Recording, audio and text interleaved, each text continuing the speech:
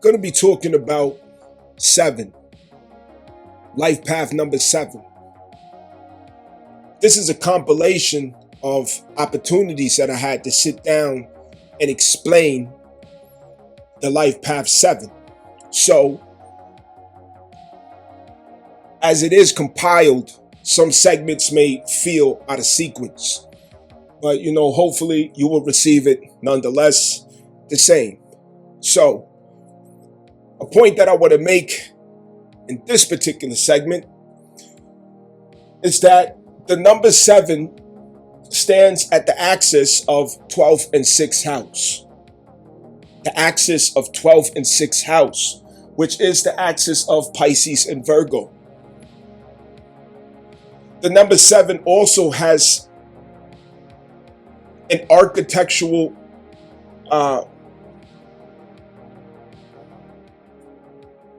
similarity with Neptune.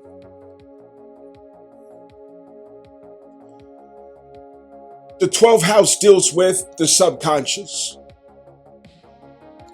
The 6th house deals with the cognitive operating conscious mind, ruled by Mercury.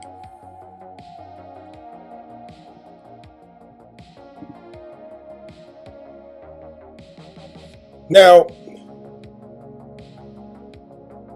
Neptune and Mercury are quite different in how they work. Mercury, we're talking about ethereal intelligence, awareness. However, Neptune deals with the soul's awareness of itself and its place in the all in all. It is quite vast. It is as vast and deep as the subconscious. Impossible to articulate. The number 7 is also impossible to articulate. However, I am making a futile attempt to explain something that really cannot be explained.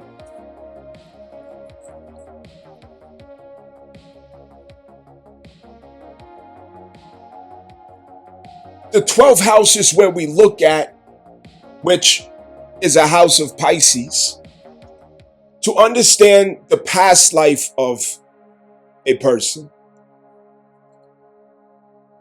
What has to be dissolved in order to come into who you now are becoming. First house, ascendant. Understand that. So the number 7 is in a lifetime of dissolve with itself.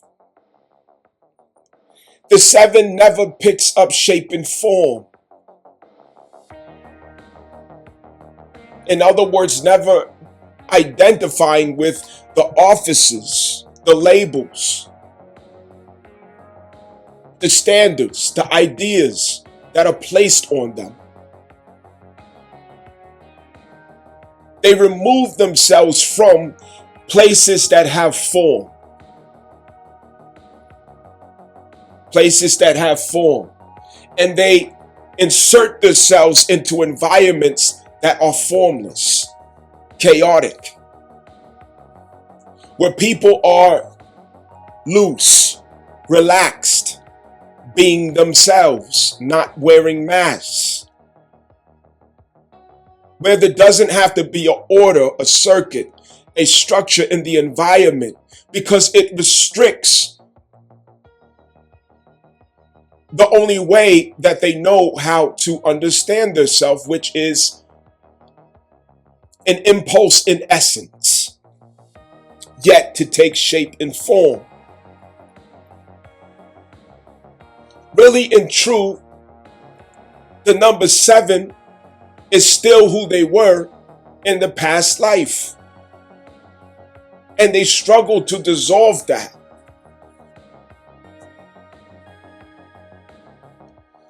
12th house is where you have the 7 vices and 7 virtues. But they are the 7 vices and 7 virtues that do not have shape and form yet. They are still impulses. The way we identify this is by planets that are in the 12th house. If you have a planet in the 12th house, that starts out as a vice. It starts out as a demon.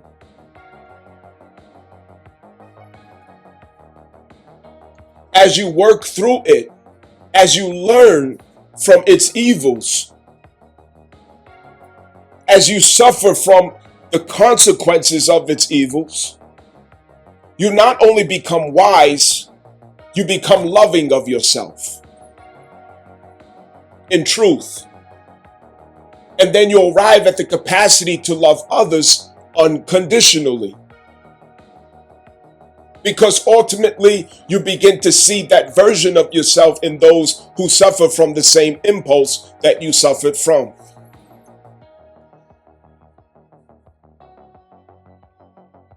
Whatever goes on in the 12th house shows up in the 6th house in physical form. In physical form. So whatever bad habits that you have,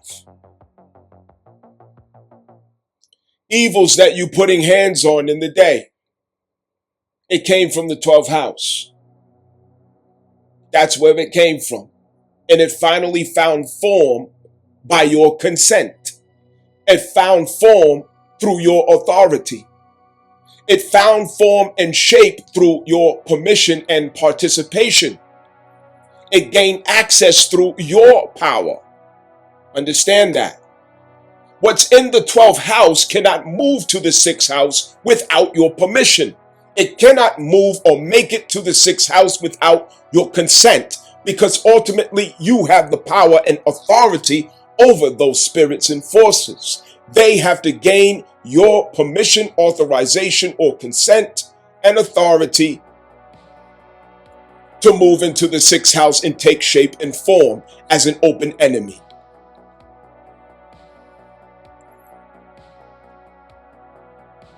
The number 7 understands this naturally. But they start out incapable of articulating it. So Jupiter is there to assist as the co-ruler of Pisces to direct them to higher learning. Through higher learning, you gain illumination over the esoteric, not the exoteric.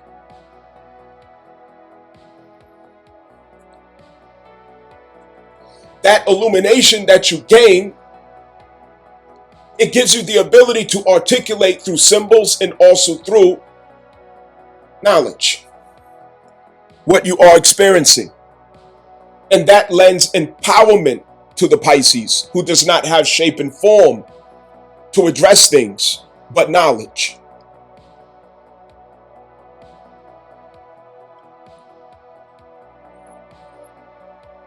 Their thirst for knowledge is infinite. They see the spirit that's behind what happens, the attitude and energy that went before the action. The spirits of being that went before the forms and flesh of being. Because they rule the powers of the 12th and 6th house, the axis of Pisces and Virgo.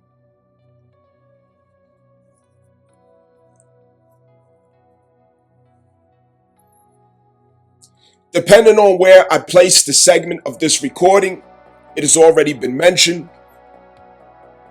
This may be the first time mentioning in the recording, depending on where I place this segment. Why is sex so important, and drugs so important, alcohol so important, getting high so important, music so important for the number 7. Nobody is in the room but me and you, so I can talk about this. There is nobody in the room but me and you. Let's be truthful. Does this mean this is the case with all 7s? No. But all 7s do have addictive behavior and addictive personality. The addiction is simply because the subconscious is the conscious of the 7. As we other folk move and operate through our cognitive mind, the 7 moves and operates through the subconscious. The subconscious is the present mind for them. It is their primary mind. It is their primary consciousness. So they have to do things that gives them presence in the subconscious activity of themselves. Because in the subconscious activity of themselves, they are now in the essence of themselves rather than in the form of themselves. And the essence is the point of the Pisces and the Neptune energy, or the number 7. It is essence. The way to return to the essence is through activity of the subconscious mind, presence in the subconscious. So if I can dissolve back to subconscious activity being heightened within myself, I can return back to these particular vibrations and existence of myself as a being of essence and not a being of form. So being high, being drunk, being in the music, the atmosphere where it is dark, neon lights, people are very relaxed around me. I don't have to put on a tie and suit, pretending to be like these fake jerks who have forms and names and status and titles. I can be myself, formless, shapeless, nameless. This is the truth of who we all are, after all. You see, the 7 understands that the man on Wall Street who's walking down, Manhattan with, his expensive suit, fresh Gillette shave, smelling like cologne and money, passing by the guy who got, who just had a needle in his arm. The 7 understands that there's a different scale to weigh the value of man. Some may say that guy with the needle in his arm, oh, that fool, that drunk, oh, that scum of the earth. That 7 understands the only difference is the drug addict is in their true form. You're in a hidden form. The drug addict is in the true form of themselves. You're in a hidden form of yourself. The homeless man is in a true form of himself. You are in a disguise of yourself. The criminal has to walk the streets with the reputation of being who he really was at that time when that happened. But you got to hide who you really are because there's no proof of what happened when you made something happen. The 7 understands that the score is even.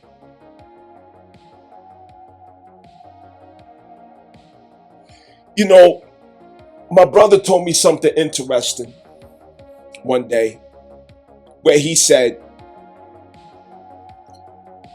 you go into a court and the judge looks at the criminal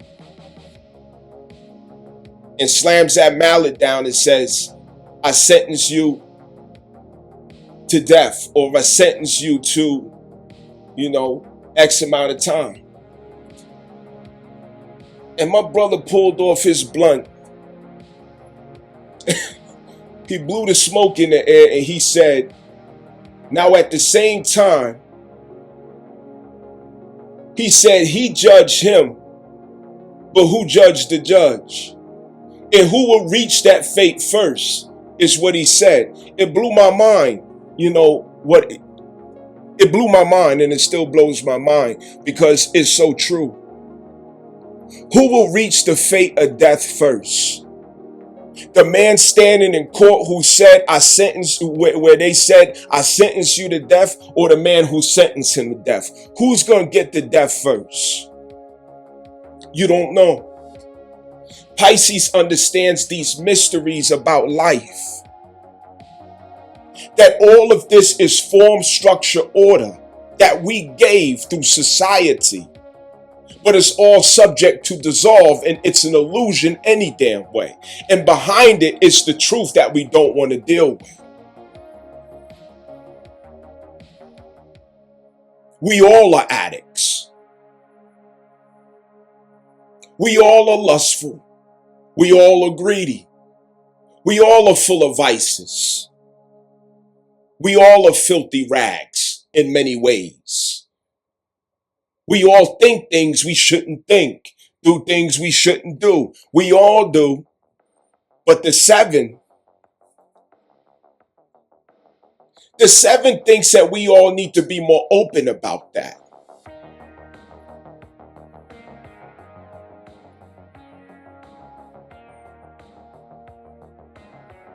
The seven got us all figured out. But we think that behind our veils and illusions of our suits and our ties, our name plaques, our degrees, fancy cars, houses, our real estate, the neighborhood we live in, every person that we walk past and turn our nose up, every person we ever looked down on and had something to say, guess what? You're looking at yourself. You're also looking at someone who's in proximity, close proximation to you. I don't care how high on the hill you live, how many bedrooms you got. Don't you know that you are just a sneeze away from being just like that man sleeping on the sidewalk?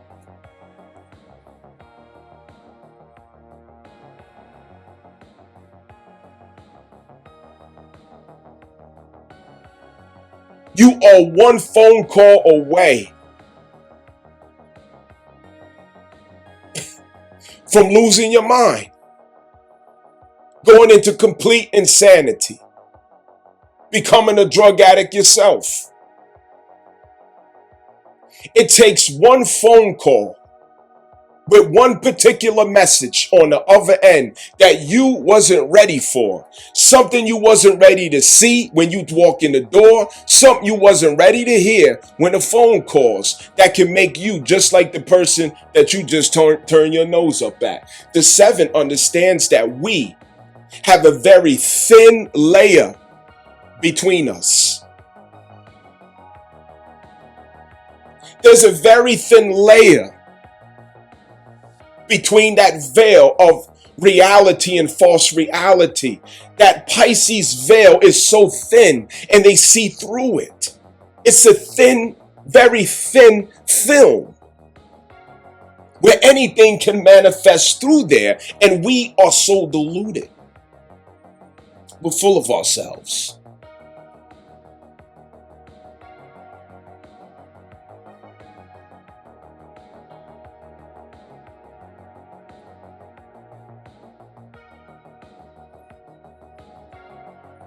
That number seven,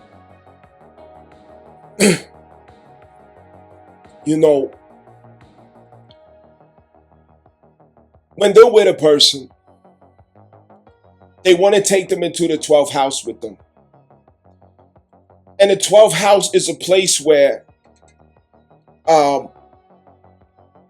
you let go, You surrender. You don't judge. You don't criticize. You just be.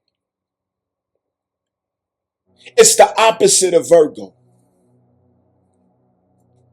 Virgo is to be pristine, to be orderly, to be perfect, to be without blemish.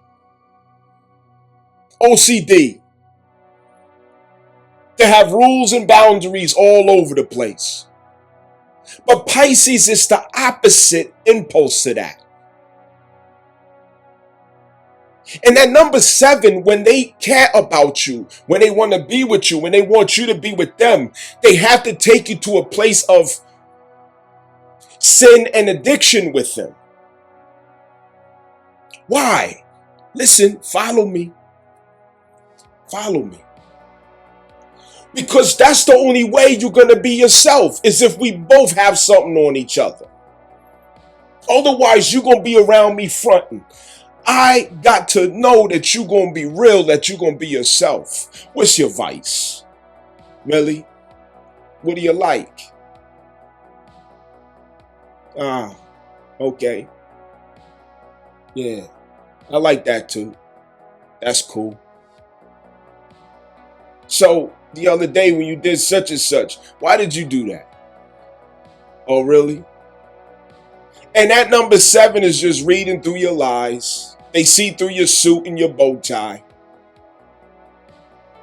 They see through it. They see that you are afraid to come into their world where you have to undress, where you have to be naked, where you have to be yourself.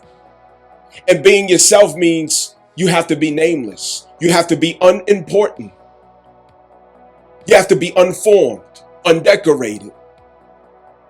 You have to be chaotic. You have to lose the order that restricts you. You have to loosen your damn ass cheeks, nigga. No diddy.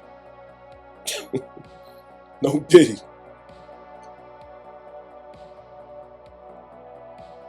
They want you in form of surrender with them. Drugs is the fastest way. Alcohol is the fastest way. Sex is the fastest way. Because they got to see what your nature is. They got to see you in the essence, not in agreeable form. Not in societal form. Not in the old people are watching me form. I want the form where you don't care who's watching you. Where you don't care who's seeing you. I want that person to stand right here. That's a person I want to see. And I want to see that person every time I see you. Here, hit this blunt. Here, snort this coke. There you go. Yeah. Little sugar booger. Yeah, there you go. I like you like that. I like you like that. Little sugar booger. Take a sip. Sit down. Relax.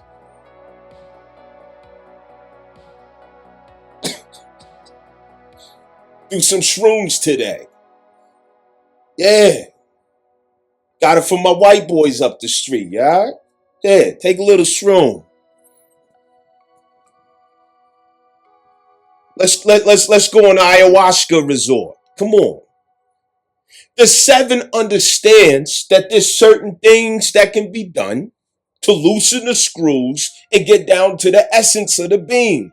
Because there's so many layers that we carry with us where we be fronting and we be lying about who we are, what we doing, what we really about, what we really want.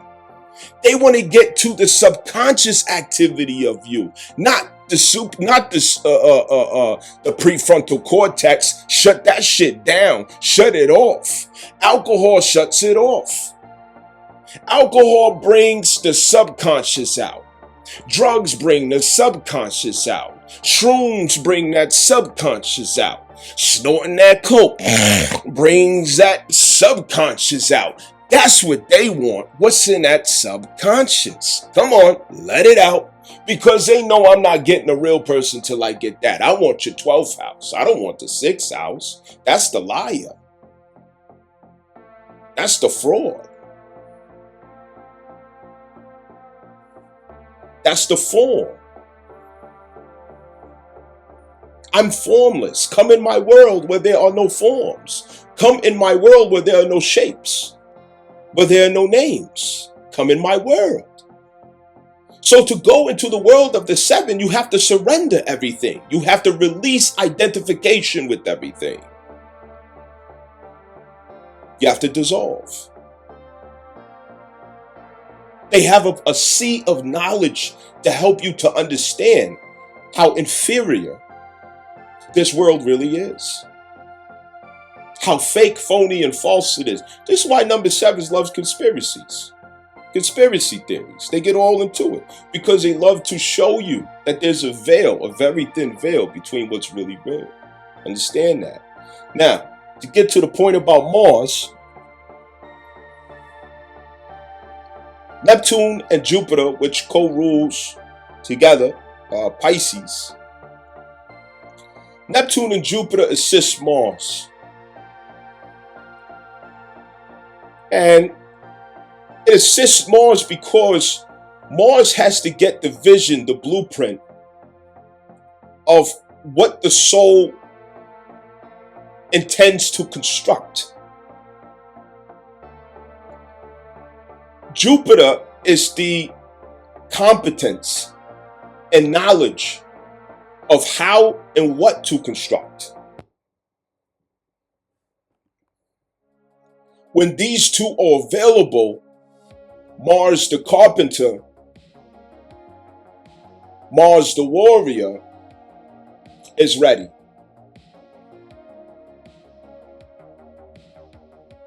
Think of Mars like a warrior or a general contractor that you hire to do a job. Without Neptune and Jupiter, he has no union to perform for. Pisces is the union for Mars. It's the union for Mars. Jupiter is the training facilities, the knowledge that you gain and receive from the institution of the union. Neptune is the visual blueprints, instructions that you get to understand what's to be executed. You have to have both. You want me to build what? So you're going to stand there and just explain to somebody on how to build a skyscraper? Or do you have blueprints? Neptune is the blueprints. So even though you got blueprints, do you know how to read blueprints? No, you got to go to Jupiter. You need higher learning. Do you know how to weld? You go to Jupiter. You need higher learning. Do you know how to do drywall? You go to Jupiter. Right? Can you operate a crane? So you have to have these two forces for Mars to take any action. If Neptune is inhibited, Mars may have the competence, he may have the capability and skill, but he doesn't have a blueprint. So what ends up happening? He becomes destructive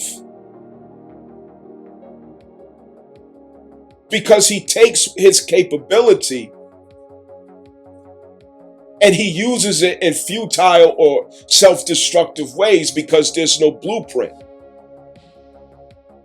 If he has the blueprint, but he doesn't have the skill, he's going to be zealous but dangerous. You see how that works? So wherever Neptune and Jupiter goes, Mars follows behind with action. And this is why the cell salt ferrous phosphate is ruled by Pisces, or the number 7 person. The number 7 person burns ferrous phosphate at very high rates, which is why they require higher levels of iron in their biological makeup. They burn iron at higher capacity than others. Because of subconscious activity, they are constantly reading to their Mars. The Mars is hired to work for Neptune and Jupiter.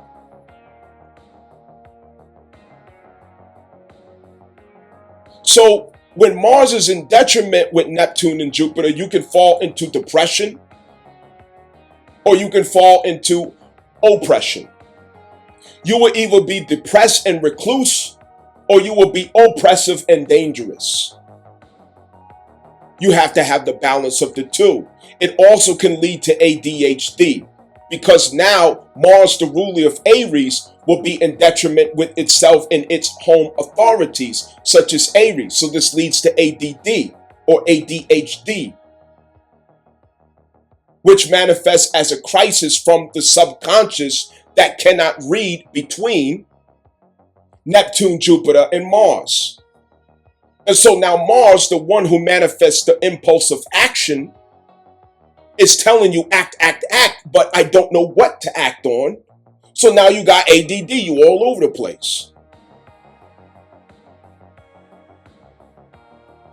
And when you know what to act on, but you don't know how, now you're depressed because you know what you want, but you have no idea how to pursue it, how to get it, how to take an action on it. You have no strategy. Now you're depressed. And both ends lead to self-destruction.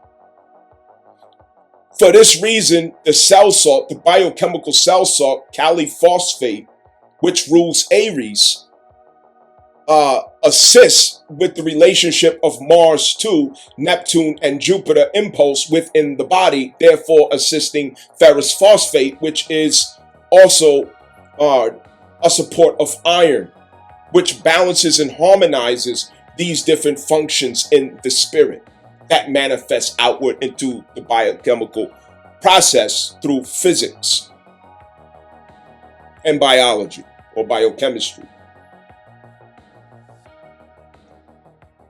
So depression can often be an experience with the number 7 who does not have a healthy function with Mars. And this can be something as simple in a difference as not having enough iron, not having enough ferrous phosphate. A number 7 who doesn't have enough ferrous phosphate or iron in the blood can fall into deep depressions.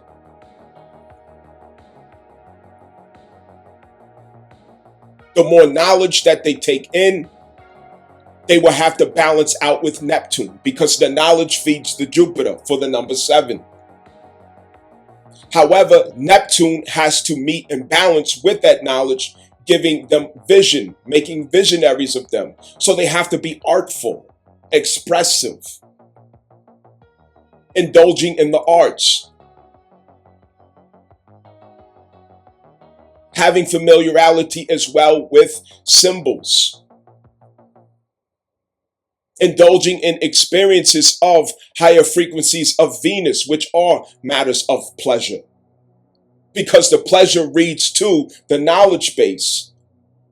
And when the pleasure reads to the knowledge base, you now have articulation of artful wisdom, or wisdom through art, or art through wisdom in the reverse. Understand?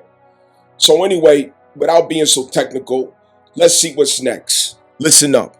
Number 7, huh? Because the number 7 manifests Pisces and Neptune, the number 7 also manifests the Christ impulse in full. The Christ impulse in full.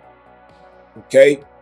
If you want to know how the Christ impulse operates, look at a number 7. Look at a number 7. Now, the Christ impulse is understood to be the wisdom of God, the word of God. However, in manifesting out into action requires Mars, which is the Holy Spirit.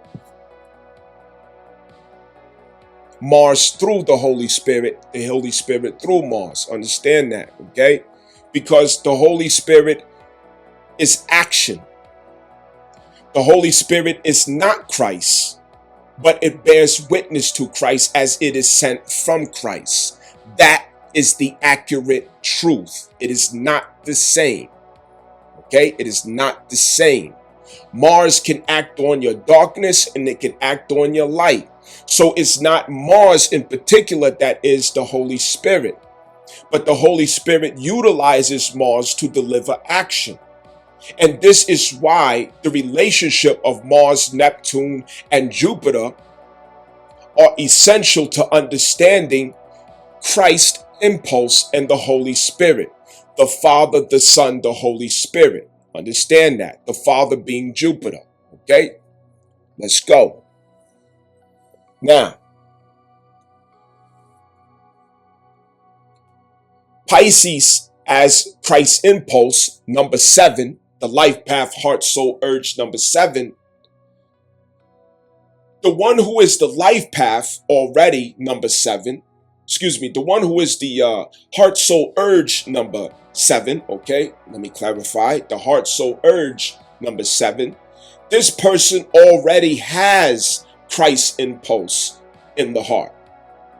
The person whose life path is 7, okay, is receiving the Christ impulse, right? Now, there are other numerological energies that accomplish the Christ impulse. However, there are different expressions of the Christ impulse. Let me give you an example. Leo is Christ, Jesus Christ the King, okay? Aquarius is Christ the servant. You see the polarities. So there are differences in this, all right? Understand that. There are differences in this. Every one of the 12 of the zodiac is a different aspect of the impulse of Christ, right? So Pisces in and of itself is the Christ impulse. Now, the Christ impulse number 7 sees again through spirit, essence, and unconditional love. When they are healthy, when they are balanced, when they are doing, quote unquote, the work. You understand? Okay?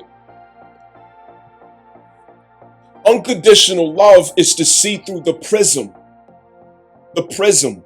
When you see through the prism, you see the energy of all things, the spirit of all things. You don't see the form, you see the spirit. When you see the spirit of something, you see the essence of what it is. And you see that it has taken a form.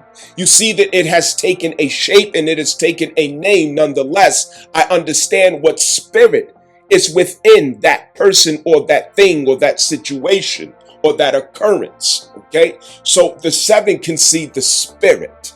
They understand the spirit. They relate to the spirit. Right?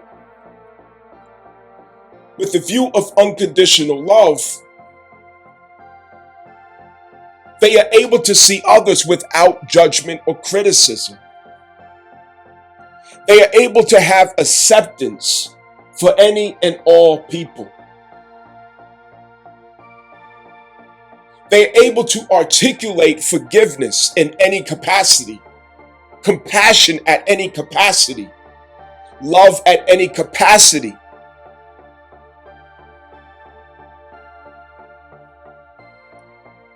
The 7 understands divine love at its highest frequencies. Divine love. Divine love is not selfish. It's not possessive. And it does not identify with, and it does not identify to. It understands that all things are one. The 7 cannot observe division in purpose in persons or in institutions, in religions, in missions. They do not see division. The 7 sees all things in dissolve. If you follow a 7, if you listen to a 7, They will help you to see the correlation of darkness and light, good and bad, fortune and misfortune, the fortunate and the unfortunate. They will help you to understand why no one is truly good and no one is truly bad.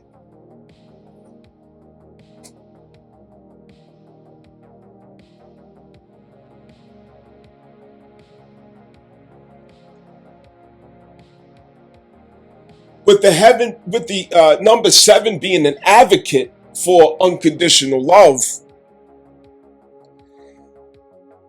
they are seekers of understanding, not of knowledge. So let's clarify that.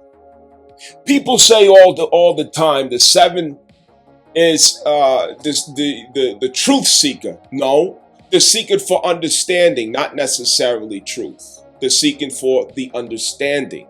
Because understanding manifests love, and it also manifests the capacity of unconditional love, which really reverts back to compassion, as compassion and understanding are twins. They seek knowledge to form and arrive at understanding, because with knowledge they are able to articulate what they really do already understand. Let's get that right. Pisces is a water sign. The 7 is a water force. And this water force is here for the purpose and aim of salvation, therefore. Salvation for the world, not salvation for individuals. Salvation for the world. Because the number 7 has the worldview of salvation, the worldview of unity, the worldview of love. Love that is boundless and unlimited and unrestricted and even undefined.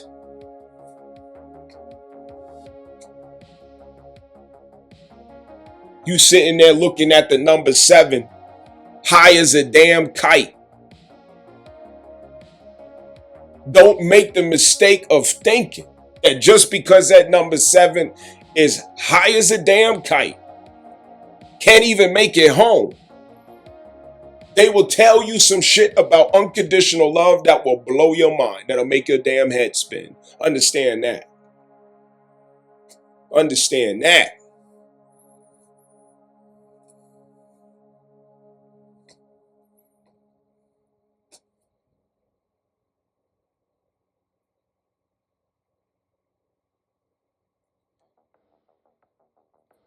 The 7 wish that the orgasm can last for an eternity.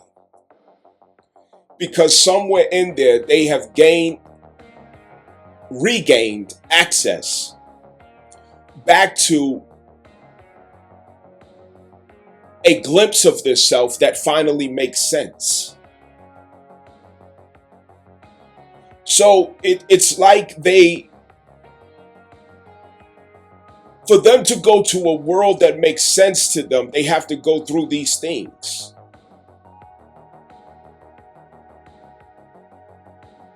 I have to be intoxicated, high, drunk, or fucking. The other alternative is to come to understand eternal love, unconditional love through the Spirit. Because that is an ecstasy that does not burn away. It is an ecstasy that does not die. They have access to that, but the 7 will struggle to harmonize it without addressing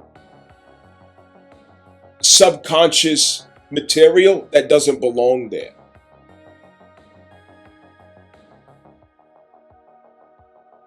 Understand that. The 7 is in a very complicated place because the world is a place that only the spiritual can access. And to go through there, it's like you got to, it's like the Avatar movie. You know, you go in this chamber and you open your eyes and you're this blue creature. All of a sudden, you know, riding around on mushrooms and fucking butterflies and shit. You know, they know that world. You just can't have access to it. You understand? But they know that world. You got to be at the right frequency, that is, to access that. And they will help you get there. Get in the good graces. The 7 will struggle with boundaries. The 7 will struggle with showing strength around limitations in their life, saying no, understanding how to finally say no, understanding how to hurt people's feelings sometimes, you know, or disappoint people sometimes when you're looking out for your own best interests. Their love is so vast that they can hurt themselves in order not to hurt others. Wrong themselves in order to be so careful not to wrong others. Deny themselves in order to be so careful not to make others feel denied. Understand? So boundaries are a lifelong practice for the number 7, to have boundaries. Understand that. So the number 7 can walk with a lot of resent in their life because of the lack of boundaries.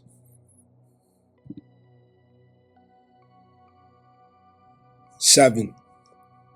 Let's talk about Lifepath, Heart, Soul, Urge. 7.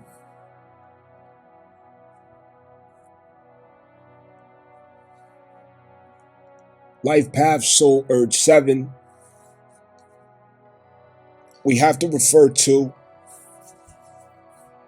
Pisces, 12th house, Neptune, Jupiter. And because we're involving Jupiter,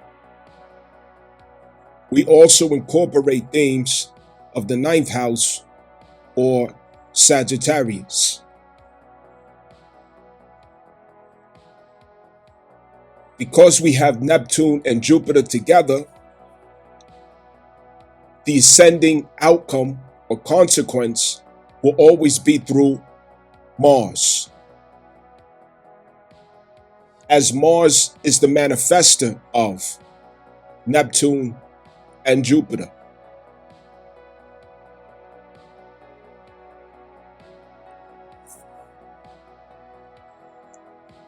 The number 7 is like ferrous phosphate. Yeah, write that down. Ferrous phosphate. It is a cure-all. It is an all-in-all.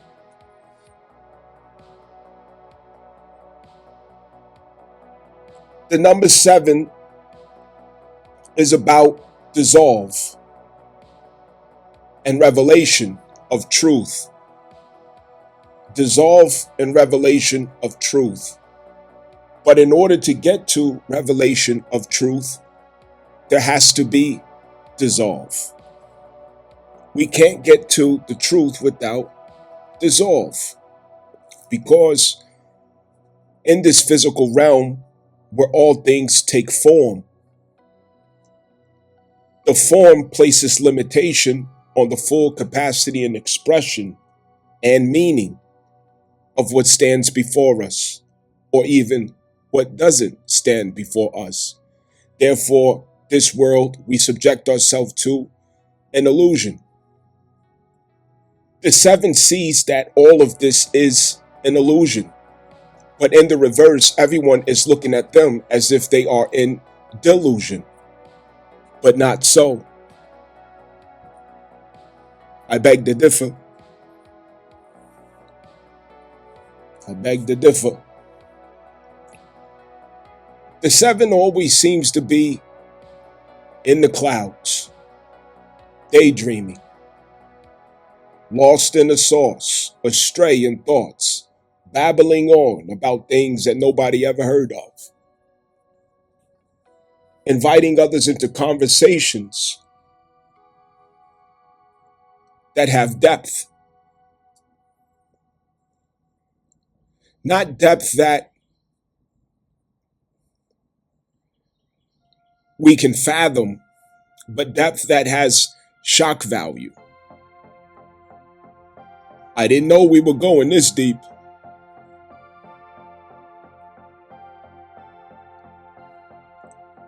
The seven has an ongoing curiosity about life simply because they're trying to understand, how do I show and prove that this entire life is an illusion? Because I'm calling the hoax. I'm calling a hoax. It's not even real. They're able to see that everything that is real has simply taken form. And because it has taken form, its expression is inauthentic, fraudulent, inferior, temporary, passing, fragile even. They have an awareness that the real reality is after the dissolve. Pisces is the last stop on the zodiac train. It's a stop where, the train already ran its route. It's time to kick the bums off the train, clean the boogers off the windows, mop the pissy floors. Come on. Y'all been in a New York subway? Come on. All that good stuff. This is what Pisces is all about. Dissolving. Whatever has form has to lose its form through Pisces. It has to surrender its form. You got to give that form up. Now, let me give examples so that I'm not up here reciting poetry, because I can't stand fucking poetry. That's why I don't like the conscious community. No thank you. A bunch of fucking poets. Let me explain what I mean by form. Pisces stands at the gateway where Orishas inherit the task to give form to all things that are decreed to have a place in existence.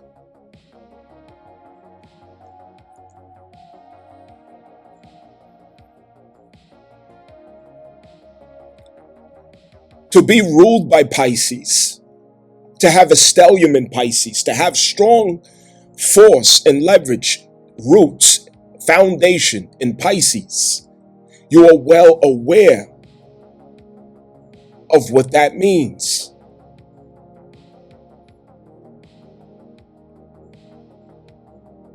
That if a particular time of your life requires for you, for example, to have a particular kind of vehicle, right? And then there comes an experience or event where you end up losing that vehicle somehow. Accident, theft,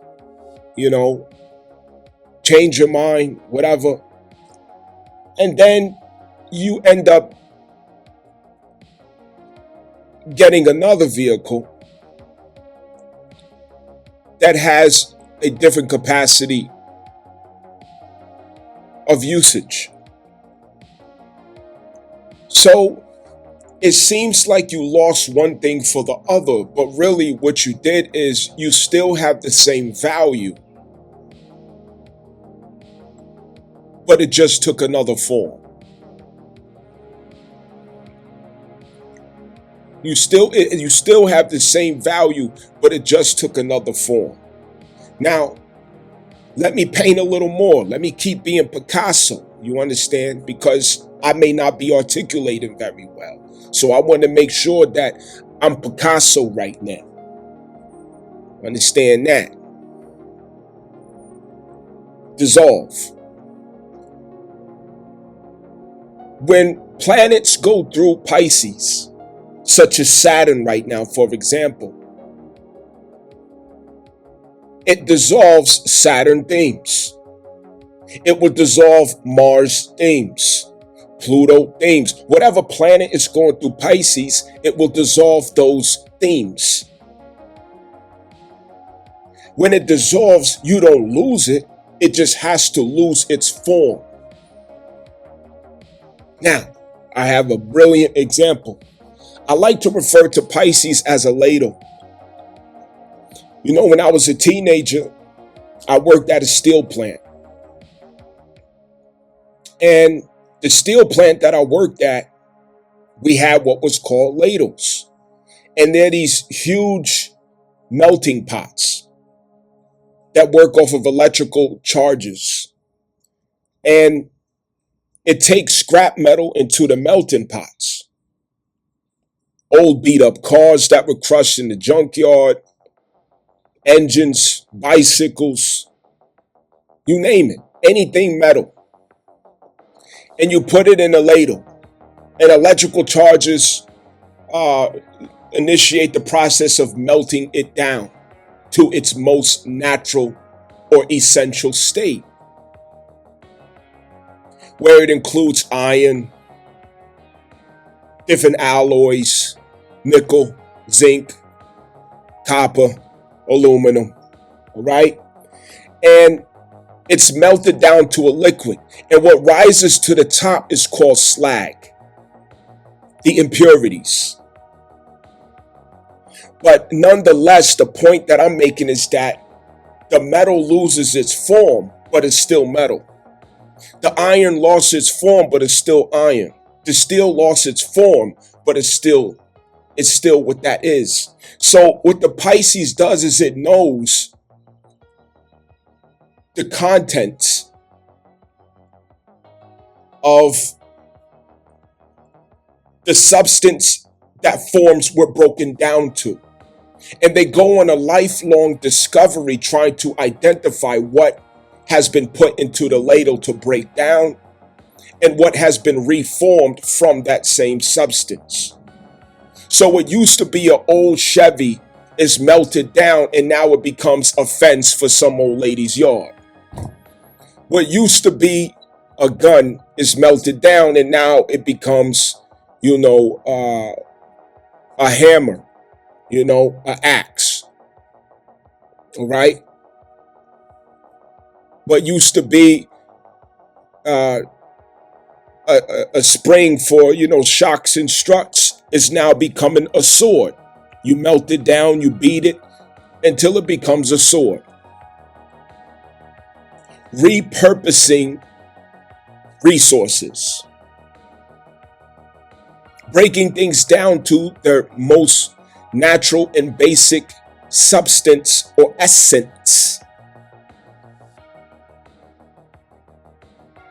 This is the state of consciousness that the seven is in.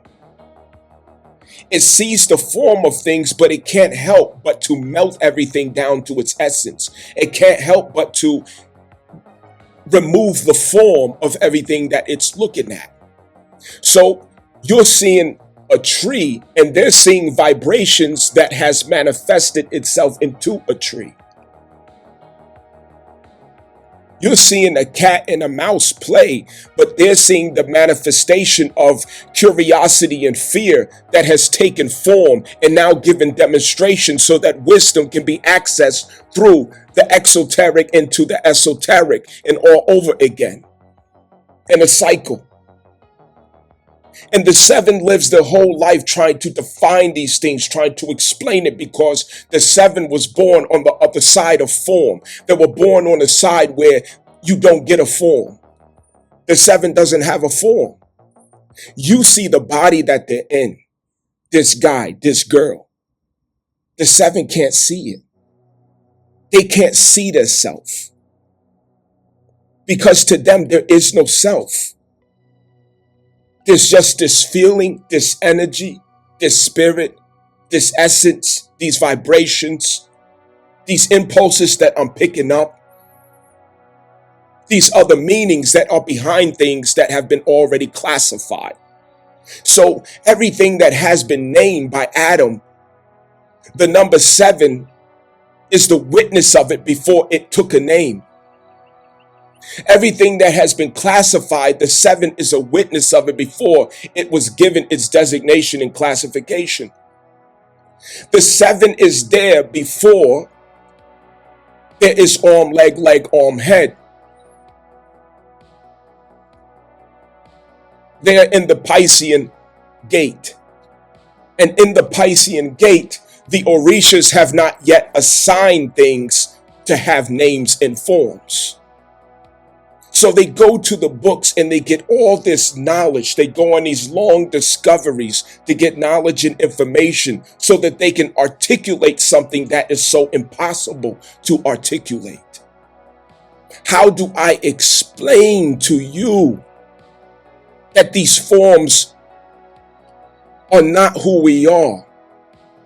That a tree is not a tree, that dirt is not dirt, that leaves are not leaves, that rocks are not rocks. These are the manifestations of energies that had to take form and name and classification by the 7 Elohim, the Orishas, the spirits of form.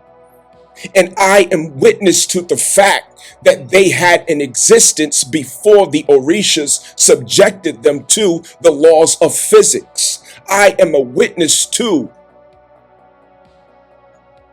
who they are and what they are outside of or beyond, before the laws of physics.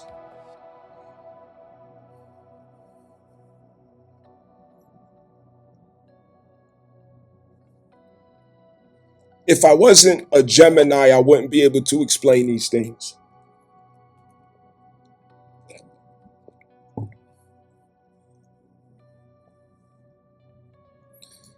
La hawla wa la quwwata illa billah. La hawla wa la quwwata illa billah. Allahu Akbar.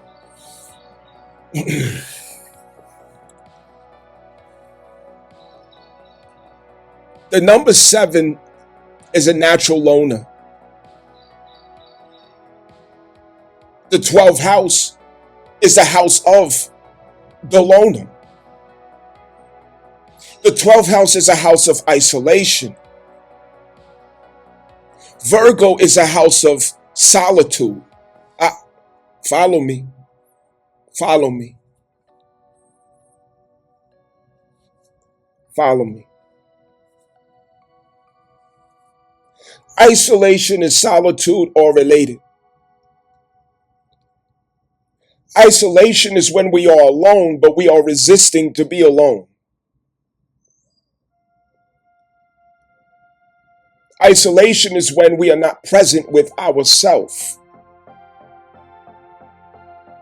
Isolation is when we refuse or don't know how to embrace self.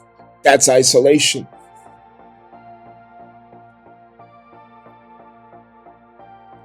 The 12th house represents isolation.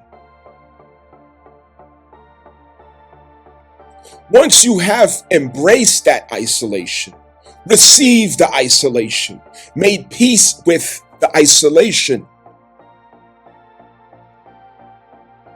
come to the understanding of how there is empowerment and clarity and dissolve in isolation. Now you have ascended to solitude.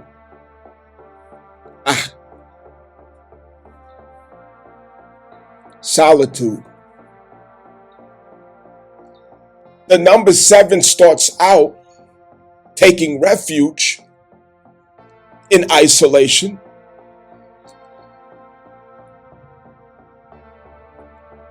But it starts out with them being with the demons.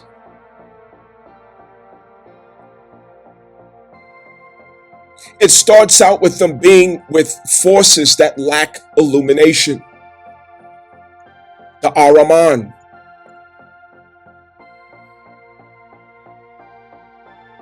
And these forces are like lions that walk to and fro to seek who they can devour. Perversion lures them. Perversion seeks for them. Perversion invites them. Perversion tests them. But the Pisces has an immunity in this environment like no other.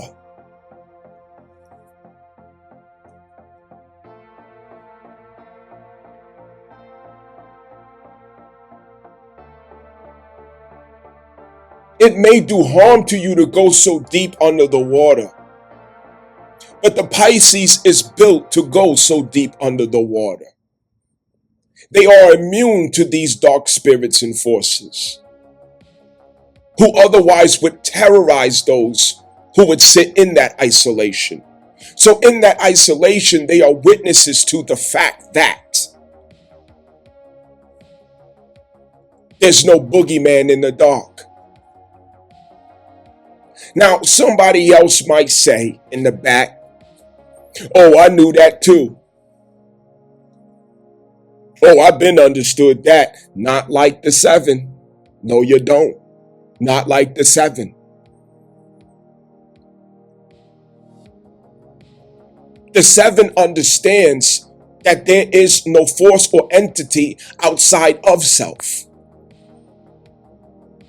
That there is a unity in all of these energies and forces, and there is nothing or no one to fear.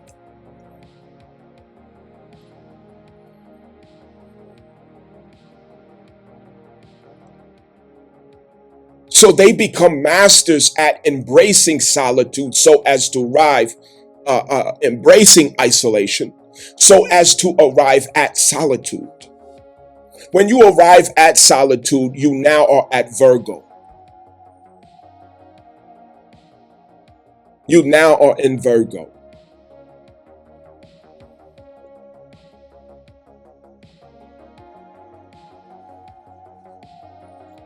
This is the rebirth of self. The 7 rebirths itself over and over again. Anytime the 7 gets a form, it denounces it. When you say the 7 is this, oh, you are that. Oh, I see you this. Oh, I see you that. They will quickly denounce it. Oh, you a Muslim. No, I just appreciate what could be learned in it. Oh, okay, you a yogi. No, no, no, no.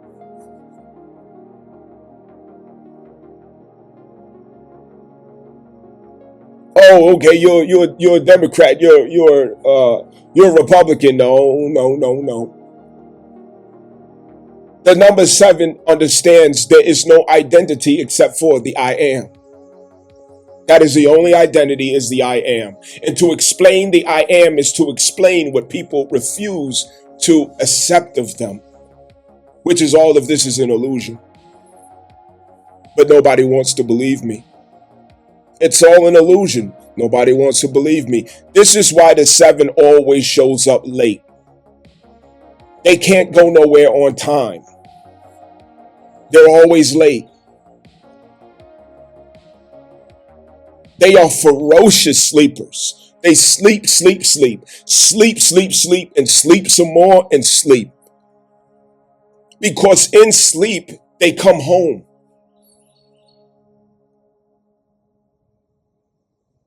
They are amphibious.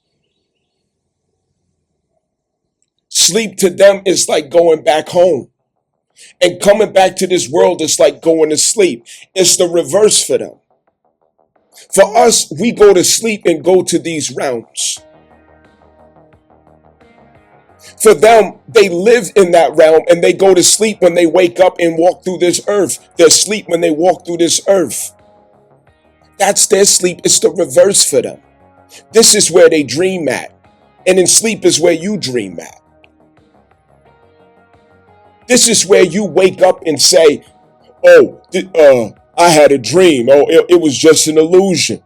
Well, The number 7 is saying this is the illusion and this is the dream. The reality is where I am at, and where they are at is where others refuse to have a connection with. And that's a problem, because we can learn from each other. There's a lot to learn from a 7. The 7 is there to remind you of where you came from, source, essence. And it's why they are full of chaos. They're very chaotic. Most of them suffer from drug addictions, alcohol addictions, sex addictions.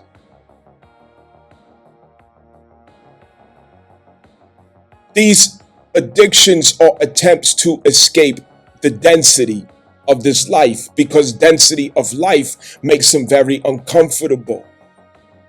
They have to find ways to lose density. So drugs and sex and music are ways to lose density for a while. So they indulge in drugs and music and sex. The indulge in reading is a way to comprehend a world that they do not feel they belong to. It's the same as you reading books about the dream world. They want to read books about this world because they don't relate to it.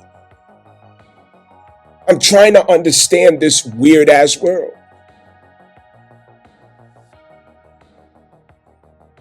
Now, the intellectual aspect of the 7 is coming from Jupiter. Jupiter is expansive, optimistic, very positive, benevolent. But it also leads to indulgence, excess, which is where the addiction comes in too. It aids and accelerates addiction. A 7 is usually not far away from drugs and alcohol and constant sex. Music in dark environments or the depths of nature. Dreadlocks and beads. Sage and palo sticks. Crystals and frequencies turned up loud. But they're the ones who do it for real. They're the ones who really understand it in ways that really can't be articulated. Because how can you articulate spirit? You can't. You can't articulate spirit. So for this reason, they are artful. Only art can articulate spirit.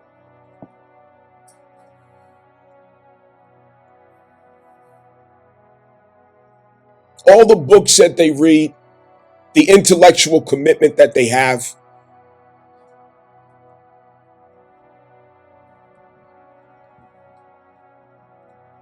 it cannot keep up with the satisfaction that they have in art. Being a singer, being a painter, some form of expression in art, because only art can say what you mean.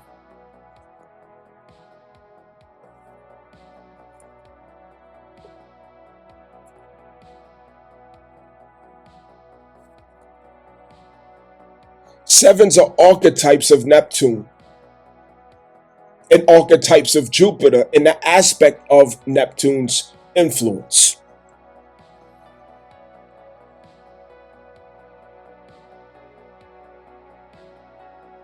Neptune is about vision.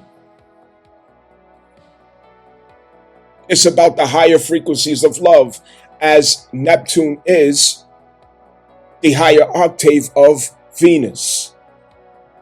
It is the higher expression, the higher power of Venus. The difference with Neptune and Venus is that Neptune is unconditional love. It encompasses all things. It encompasses all frequencies. It encompasses all levels.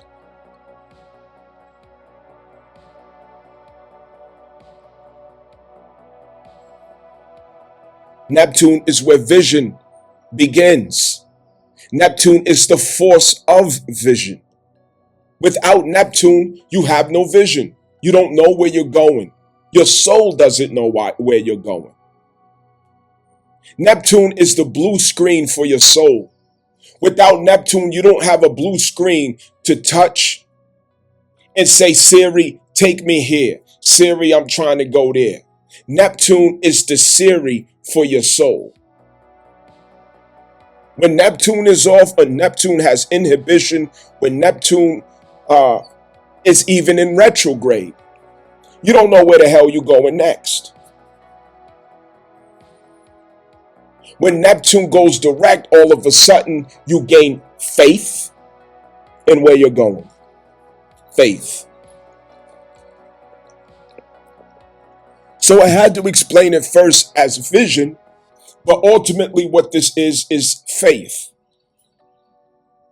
Because it's the vision of the soul. Neptune guides the soul to where it must go. It projects a vision that your heart, that your mind, and that your soul has conviction in. And that conviction is powerful. Because the conviction is powerful enough to produce sacrifice. It's powerful enough to produce consistency and striving. Without Neptune, you could not manifest success with Saturn. You cannot manifest success with Mars. All of your impulses would be in detriment because you don't have a vision. You don't know what you're striving for. You don't know what you're fighting for. You don't know what you believe in. So you're all over the place. You're fucking lost. So the 7 starts out with a cloud around this energy. And they don't know where they're going or what they're doing. They become self-destructive.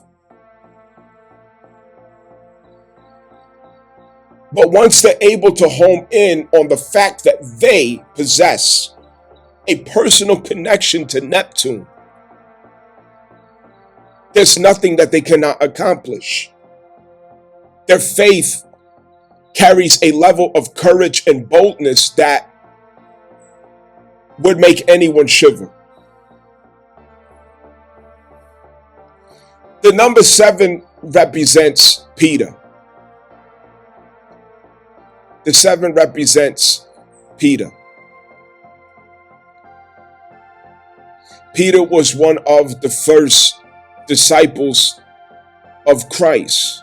And with Peter being one of the first disciples of Christ, one of the challenges that Peter had was aligning himself with right knowledge and showing obedience and consistency as well.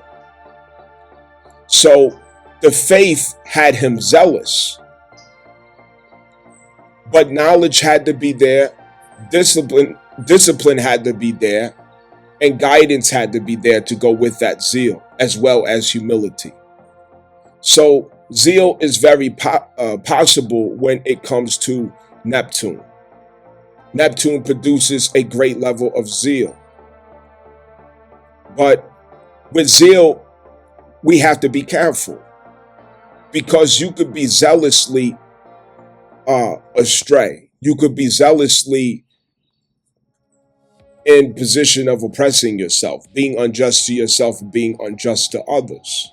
If we remember right, it was Peter who got ahead of himself when Jesus was about to be taken captive. Paul was the one who was full of zeal, all charged up or gassed up, talking about what he gonna do, how he gonna spin the block on these niggas when they try to roll up on Jesus. You know what I'm saying? He gonna be the first one to set it off. And Jesus had to correct Paul and tell him, before the cock crows, you will deny me 3 times. And lo and behold, when it came down to it, they arrested him. A big altercation came out. And Peter got scared and denied Jesus 3 times. So the 7 can be full of faith and zeal, and they could talk a good game.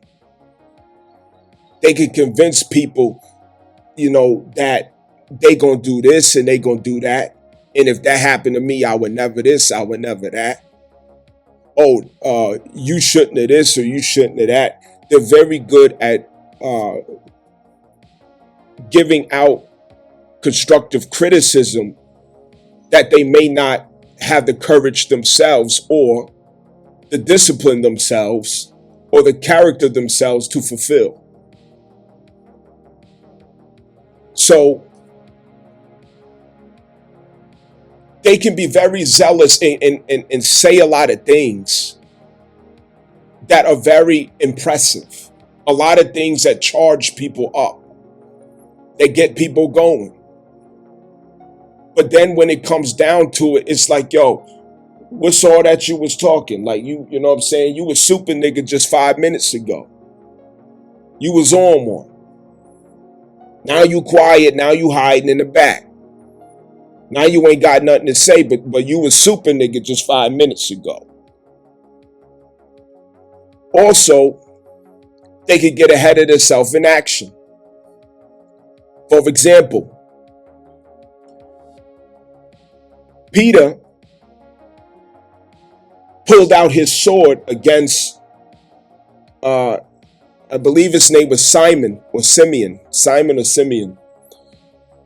who went to take hold of Jesus.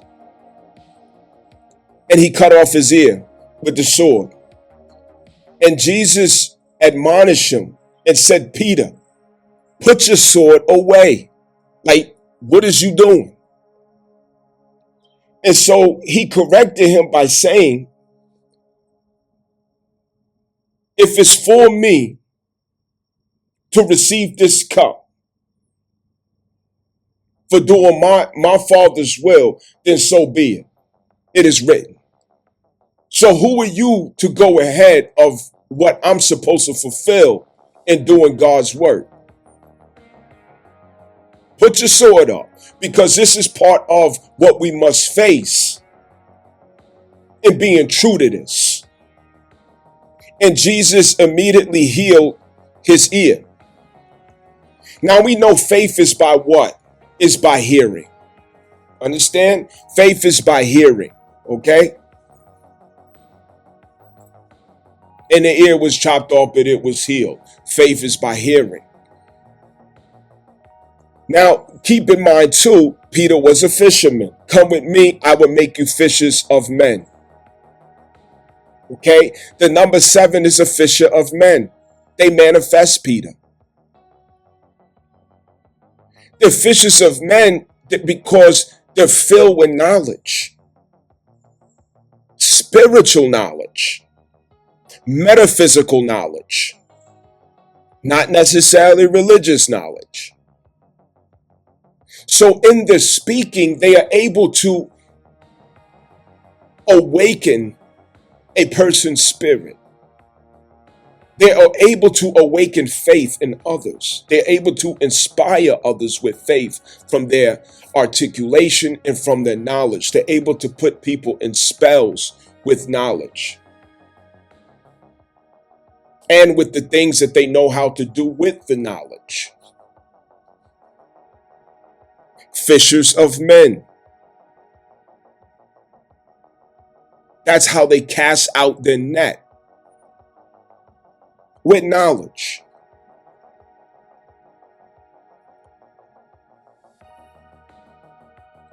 This is an aspect of them that goes back to Jupiter in the 9th house. The 9th house is a house of higher learning. The expansive house of Sagittarius, ruled by Jupiter. The sage, the house of the scholar, the house of the guru, the house of the teacher. Understand that. Therefore, they manifest these attributes, gurus, scholars, and teachers. They also are drawn to and become gurus, scholars, and teachers. The number 7. The number 7 knows self like no other. They are very, very rooted in their inner being.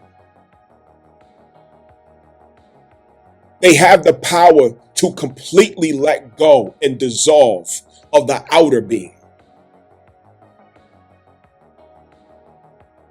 They have the ability to completely detach from this worldly life. They know that self is sufficient. They know that self is where the kingdom is at. The 7 knows this. The 7 knows it. You're not hurting the 7 by ghosting them, walking off from them, leaving them on their own. You're not hurting the 7 by doing that. No, you're not. Now, a 7 can have addictive traits, but don't flatter yourself. It's not really about you. It's about the fact that through you, they can answer their addictive impulses. But it's not personal to you because the 7 is detached from this life. But if they could catch a feeling off of you, if they could catch a vibe off of you, if they could get a high off of you, if they could get a buzz, if they could ascend into ecstasy through you, I do that.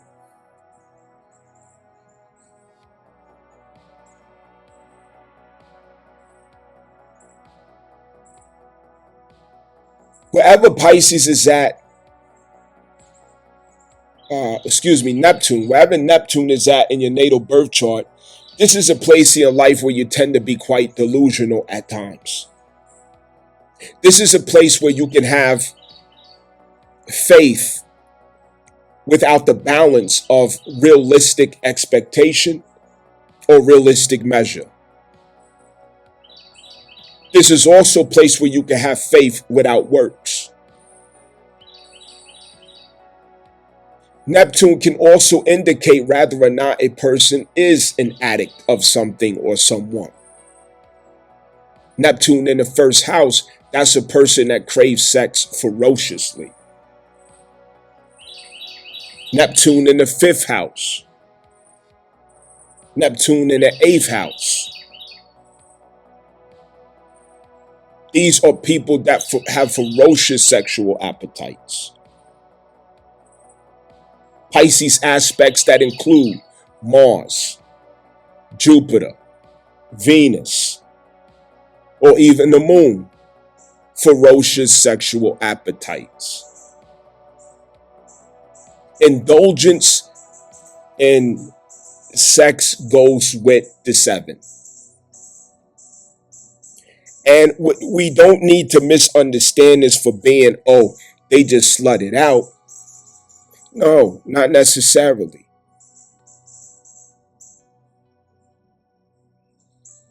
The 7 is receiving things that they understand but can't articulate. Because remember, when they are in the act of sexual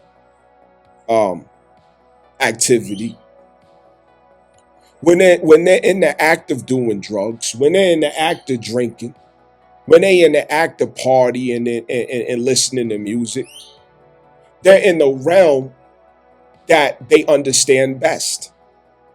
They're in a world that they understand best. It's another form of art for them. And anything that is artful is their language. Because art explains things to them better than words.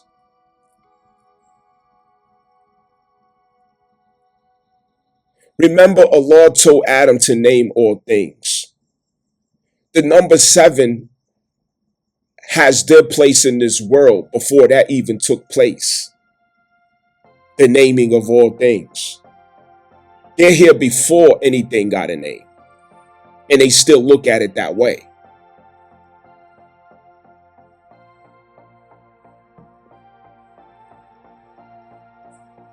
Sevens will struggle with boundaries. Because Pisces struggles with boundaries. Neptune struggles with boundaries, Neptune impulses. Because Neptune doesn't recognize forms, it recognizes essence. Let me talk about that forms and essence. I know I'm all over the place, but I'm trying to, give it how I get it. From the heart. I don't use notes. I never use notes. Because I want everything to come from the Holy Spirit. You understand? I don't use no notes. Let the Holy Spirit speak. Word up. So,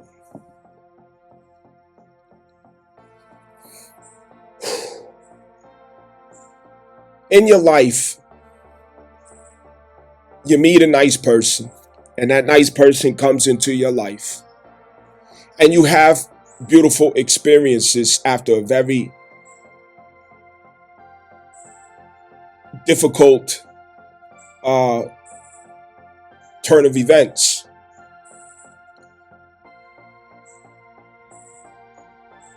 The number 7 understands that mercy is showing up, not Sarah. Healing is showing up, not Donald. The restoration of peace and joy has manifested into my life, not Tina, not Johnny. The number 7 understands this. And if we don't get anything else to help ourselves with from the number 7, please, can we get this? And this is why the number 7, from the outside looking in, may seem promiscuous. They may seem loose. They may seem, they always gotta be fucking. They always doing this. They always doing that.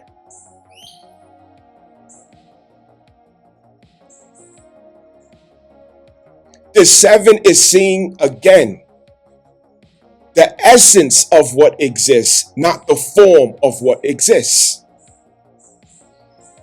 Can we learn this? We make things personal because of forms and names. Yes, I appreciate that you came into my life at this time. It feels good. It's a beautiful experience. Oh, so what do you want this to be? Yes, I am all for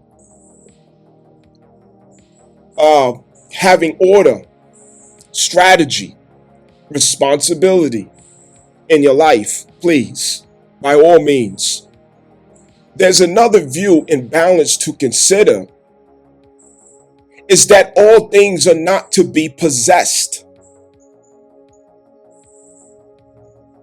When it comes to essence, there is a passing through of energy, and you allow that energy to visit you, be with you, to accomplish what it will, and allow it to dissolve into the universe. And I hate sounding like the conscious community when I say certain things. I got to work on this phobia that I have, okay? This is my humanness. When people say universe and shit like that, it fucks me up, because it's so much watered down speech, but I'm really meaning what the fuck I'm saying.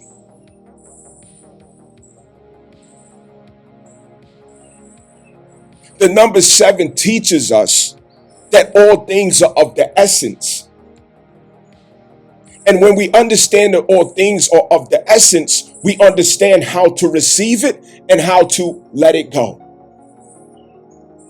To not identify with things, because there is no identity except for the I am. There is one identity, us, we.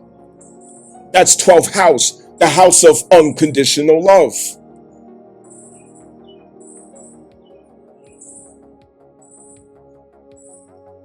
When we are constantly seeing forms and names, we get into attaching our ego and attaching ourselves to other people, taking assumptions, making all these plans and everything else, pulling out the rules. You need to do this and you ain't gonna do that. Well, guess what? In the essence of spirit, when you're scheduled to have medicine, medicine will manifest, and it might be through a person. When you're scheduled to have healing, healing will manifest, and it might be through a person. But that don't mean that you covet or keep every goddamn thing that comes in your life. Some shit you receive, you take the medicine, and you let the motherfucker dissolve into the goddamn essence. Everything is not meant to put in a fucking jar for you to keep with your grubby ass hands. God damn. Can we understand this shit? I'm fucked up right now. Some bad, terrible shit happened. I got backstabbed. Somebody just betrayed me. My heart is all broke up. I'm just all fucked up. Right? And now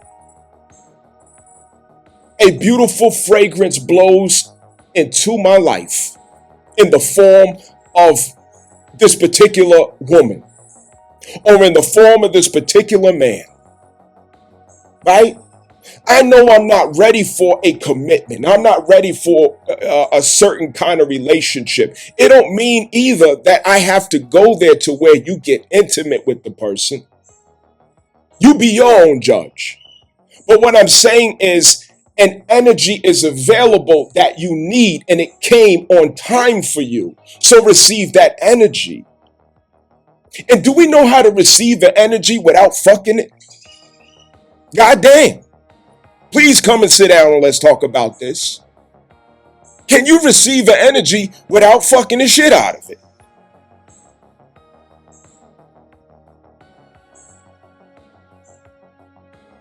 As a man, the voice of a woman has healing effect. Her laughter has healing effect.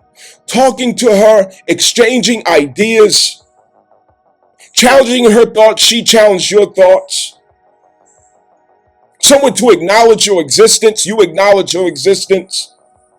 It don't mean you gotta fuck the bitch. It means that that energy is available because there may be healing properties in your experience with them, with your exchange with them. There could be healing properties. But can you do so maturely and wisely as a participant in the understanding of essence, that this is an energy that's available, but you don't have to hurt the person by making false promises. You don't have to hurt the person by misleading the person. You don't have to hurt the person by crossing lines that you shouldn't cross. But you could still experience the person without doing damage to them.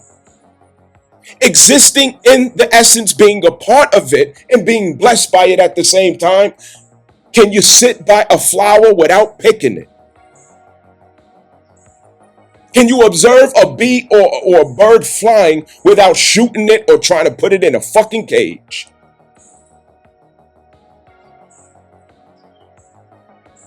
Can you enjoy looking at a stream?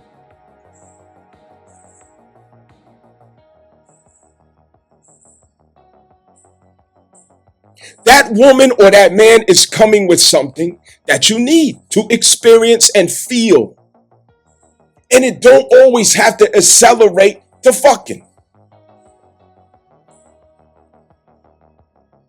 There's a view above fucking. God damn.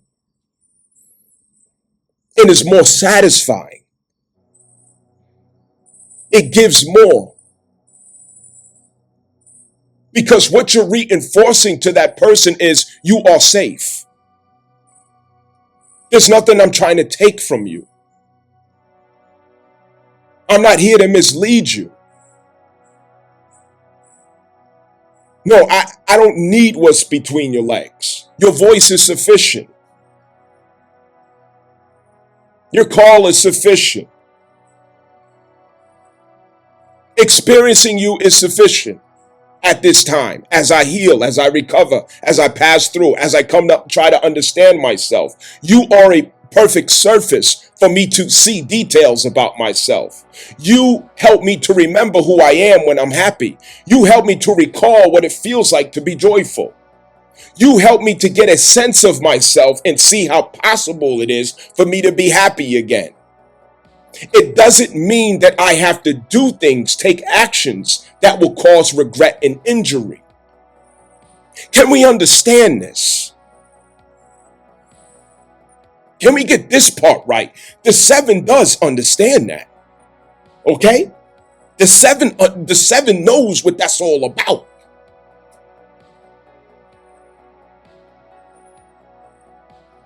I just want you next to me. I just want to know that in this earth, somebody has me on their mind.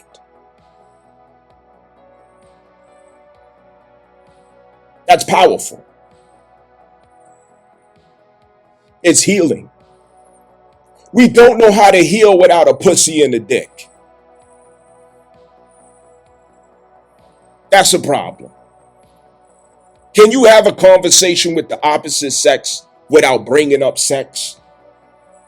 Without going there?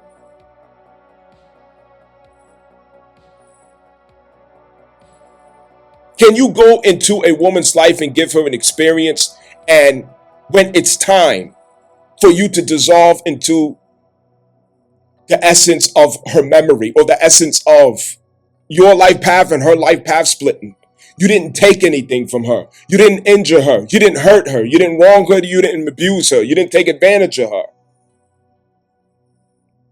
Can you say that on your resume as a man? Can you say that on your resume?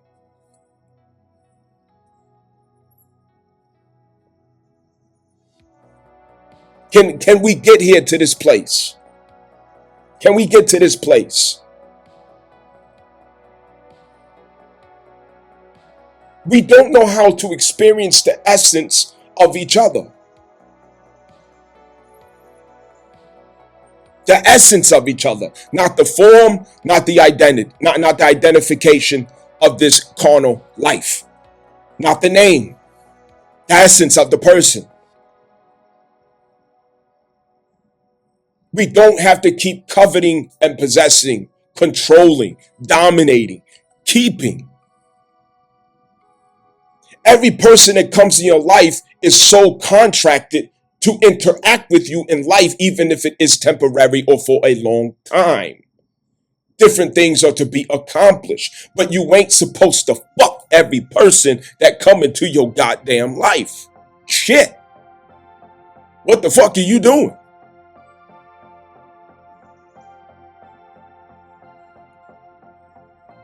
You done fucked everybody that came in your life and gave you a good feeling. What the fuck is wrong with you? Shit. Did you know that there's great feelings that go beyond that? Probably not. But we got to start learning somewhere. Ask me. I was the worst of them.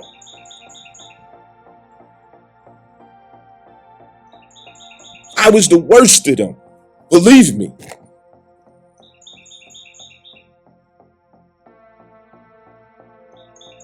I want to go over this again. I want us to get this part, if nothing else. If this 7 is about nothing else, I want us to get this lesson. All right? So, pay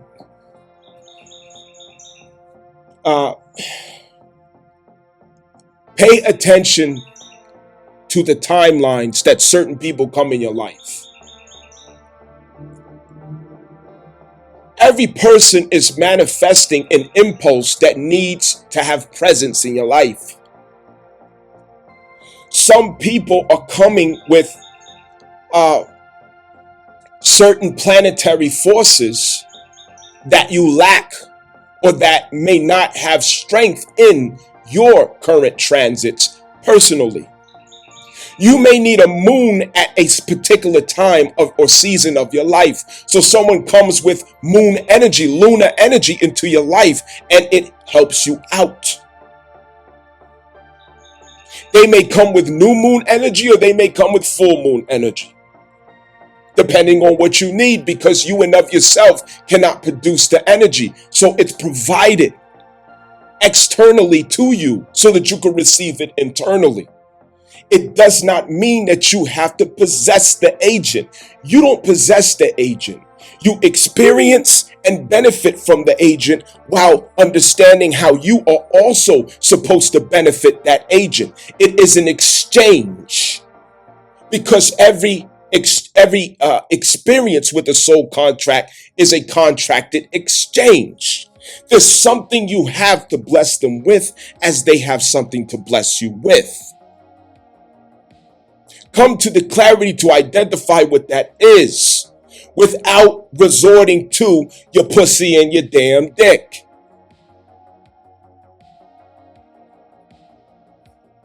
If that's what it includes, which sometimes it might, hey, enjoy. Because sex is definitely healing. Don't get me wrong. Don't get me wrong. Someone may come into your life with Saturn to give you structure, discipline, order, strength.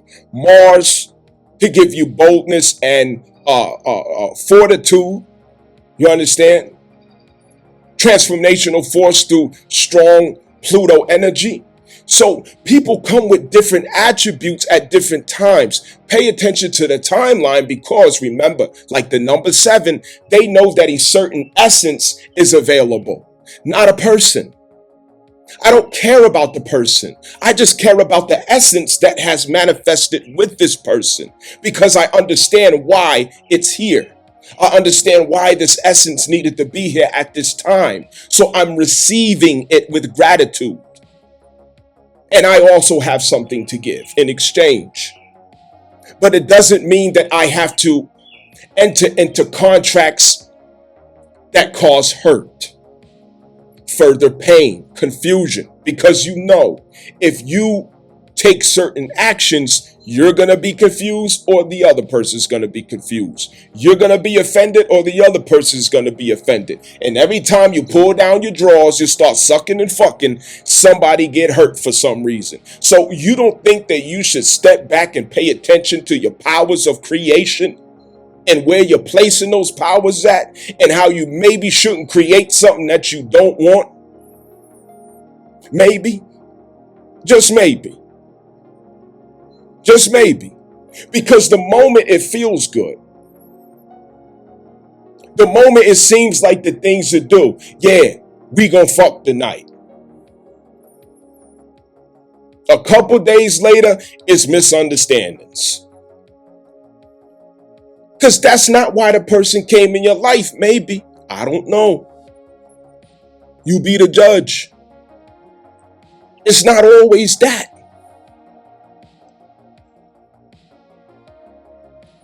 Stop trying to possess, please. The essence. Now, same thing, let's say in your career, at work, certain person you don't like. They get on your nerves. But in essence, who is this person? Not in form, in essence. Who is this person in essence? In essence, they are the access that you have to your inner injuries, your inner demons. They're giving you access to your inner demons. Were it not for that person, you wouldn't be able to see that you don't have the ability to control your anger. You don't have the ability to move forward past offenses. You don't have the ability to diffuse complicated situations and make peace out of tension and animosity. Were it not for that person, you wouldn't be able to have a full picture of yourself. That's your blessing, even though you don't like that person. In essence, that person showed up to give you opportunity. Every person, in essence, is carrying a load of depth. And that number 7 can see it all. They can see it all. And if you get on their good side, they'll teach you about it. To help you to understand it, they'll explain it. Because a 7 is very good at detaching from classifications, names, and orders that this temporal world has given, the carnal world has given, and get down to the essence of what is taking place behind the veil. 12th house is where we have our vices. The 12th house is where we understand who we are when we're alone. The 12th house is our subconscious, what takes place in the subconscious. Now, because it rules the subconscious, symbols speak to the number 7 more than letters and words. And they read because as they read, they're indulging in symbols. They are indulging in symbols. Symbols read straight to the subconscious.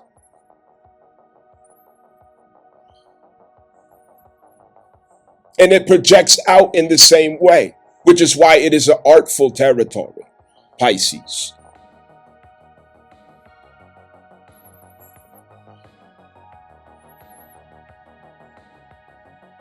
The subconscious is where the 6th house manifests from. The 6th house is a polarity to the 12th house.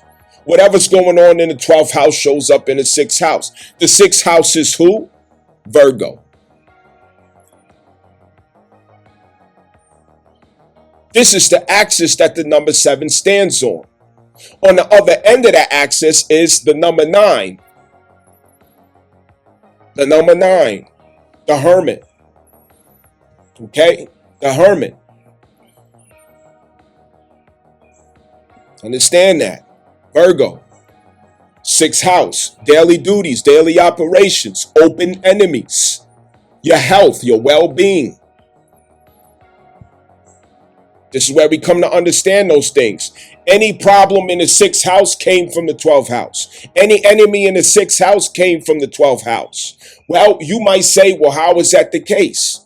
Because what's in the 12th house must take form to manifest in the physical realm. It has to take form. So in the 12th house, you have an impulse of gluttony. But in the 6th house, it takes form in your physical actions and decisions that you take, the impulses that you have to stop at McDonald's, to stop at Burger King, and indulge in shit that you shouldn't be fucking eating too much. So now it has manifested in the 6th house. It has taken shape and form. Gluttony has taken on an image of a burger. Gluttony has taken on the image of you spinning on 3 wheels into the McDonald's parking lot. Gluttony has taken on the image of you sitting at the table, killing yourself with shit that you should not be consuming. The number 7 sees everything that's in the 6th house in its 12th house form. So in other words, you sitting there at the table, killing yourself, eating junk food, the number 7 is able to see the spirit of gluttony on you or the spirit of gluttony over you. But if they say that, you're going to think they're crazy. So the 7 just look at you like you crazy and they don't say nothing because they know that you ain't going to understand them, but you just going to call it crazy. So they just let you indulge. The 7 can see all of that. They see through everything. You see forms, but they see the spirit that was the source of manifestation of that form. So if you're out here and, you know, for example, I mentioned gluttony, you know, certain perversions, weaknesses, vices, okay? They see the spirit of it, while you see the form of it. So if you go through social media, for example, you go on Instagram and you see the things that people do, right? The other day, this woman, she had a bouquet of $50 bills. A bouquet of $50 bills. So in the 6th house, it looks like a bouquet of $50 bills. But the number 7 looks at that as the spirit of vanity. The spirit of materialism. You understand? They're able to see that. But you just see the manifestation of something, so you're not able to see the essence of it. The form hides the essence. What's in the 6th house hides what's in the 12th house. It takes form in illusion. But its true form is in the 12th house, which is a spirit. That spirit has to find a form to take in the 6th house. If you're lazy, It will take form in the sixth house. If you're jealous, it would take form in the sixth house. If you're hateful, it would take form in every demon that's in the 12th house would take form in the sixth house. And the reverse happens as well. Love, compassion, understanding, kindness, empathy, right? Gratitude, humility, love, truth, justice, freedom, equality. All of these things also take form in the sixth house. And the seven can see that too. Right? You just see that, someone was about to buy themselves, something at a food truck. They see a person who's less fortunate for them. It's their last dollar and they patting they pockets like, and they overheard a conversation. Yeah, I'm about to take my last and I'm going to get this, I'm hungry, whatever. But they see this person and they didn't show nobody. They didn't record it or make no noise, right? So they help the person out. The seven is looking from across the street at that interaction. And the seven is saying, wow, look at that humility. Look at that empathy. Look at that compassion. The seven sees that. The seven sees the essence of every behavior, word, and action. They see the energy that every action came from, the energy that every word came from, the energy that every form came from. You show a fact, they see a person in essence who don't love themselves. They see it all. So anyway, Pisces dissolves the image because Neptune itself dissolves image. And in dissolving image, you dissolve the illusion that's disguising the spirit of something's of the existence of a thing. Okay. Now, you can have a fine ass woman in your life, a rich ass man in your life, and you just think you in love, right? But that seven is able to see that you got a monkey on your back. You think you got love, you think you got something good going on, but that seven sees right through it. And that seven is saying that person just don't know the problem that they just inherited into their life, but they think they doing something. I ain't even gonna say nothing though, because they not gonna understand me. You see, things take form and shape in this world, and it deceives you, it tricks you, because it takes forms and shapes that hides the essence of what it is.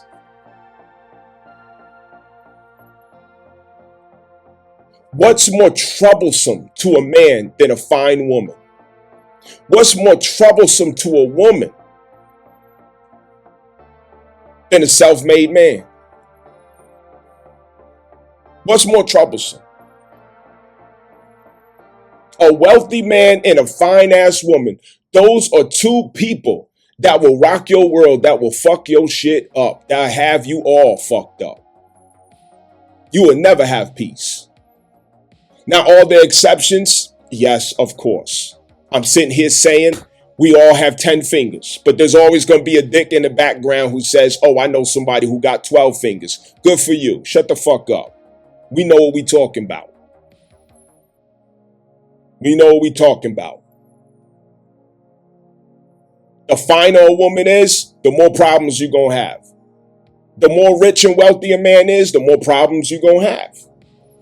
The more money he got, the more fine he is, the more you got to share him. The more fine she is, the more headache she going to give you. The more regrets. But what makes you choose something like that? Vanity, ego, greed, lust, competition, right? The seven can see what it really is. It just took shape and form in a way that takes wisdom to see it again.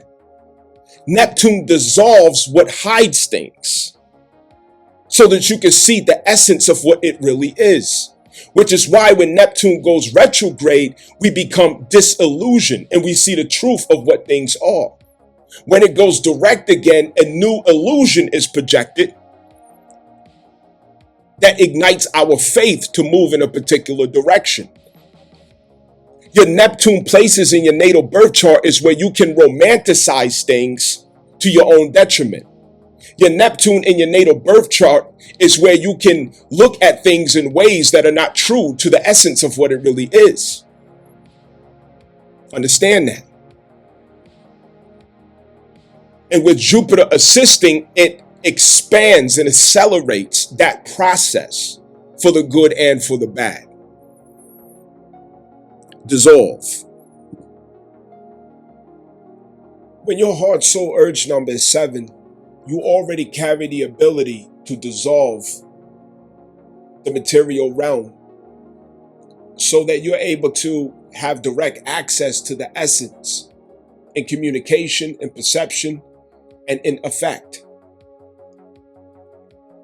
When your life path is number 7, you will have to go through experiences that teaches you that all forms dissolve, that all things dissolve, that there is no permanence to anything that has form.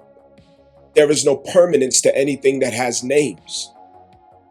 There's no permanence. That the only permanence is the forces of the essence. And all of that begins with love. It all begins with love. It all begins with love. You also will learn the power of chaos, the power of letting go, the power of surrendering, the power of acceptance, the power of unconditional love and what it can accomplish. But you have to suffer many things to get in touch with unconditional love.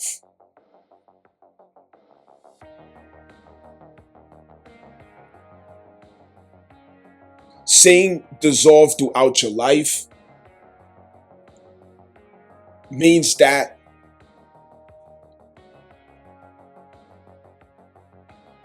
nothing in your world or in your life is going to seem fixed, stable, or even real, worth investing in. Because you are going to get a glimpse at the reality, which is essence. You have to come out of the 6th house and into the 12th house if you are a life path number 7. It means you have too much emphasis in the 6th house. You have too much faith and stock in the 6th house. You believe too much in the 6th house. You believe that evil, you believe that enemies are a consequence of the physical and social construct of life. But with the life path 7, you will begin understanding that there is essence behind all things that took effect, that took shape, that took form, and that took experience into your life. You will understand there is essence behind that. And the essence behind that is spirit. It's your time to leave the 6th house and go to the 12th house. Spend time with yourself. Learn how to be alone. Learn how to turn the isolation that you keep being subject to into solitude. Learn how to find the answers in yourself.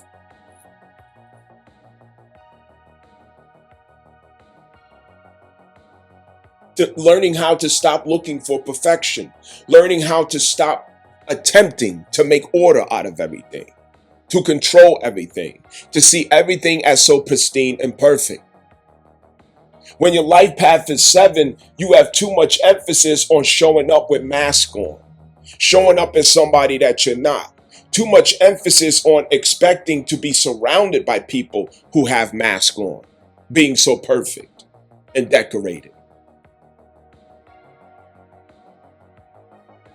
The life path 7 could have you subject to be around what people call the rejects of society.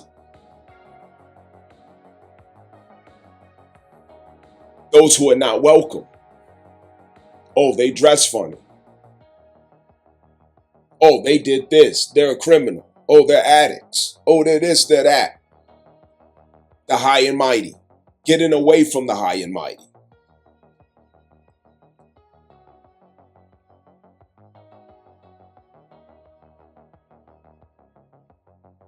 It requires a great deal of suffering so that compassion can be activated into your life. It requires to inherit the ability to arrive at understanding finally in life. It's the last stop. The last stop is understanding.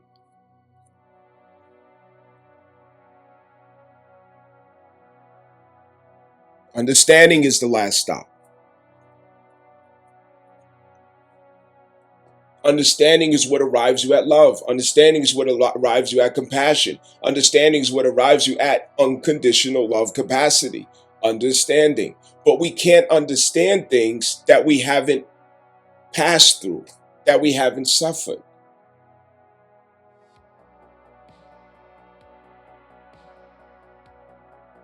We have to know what things were before Adam gave it a name and a form.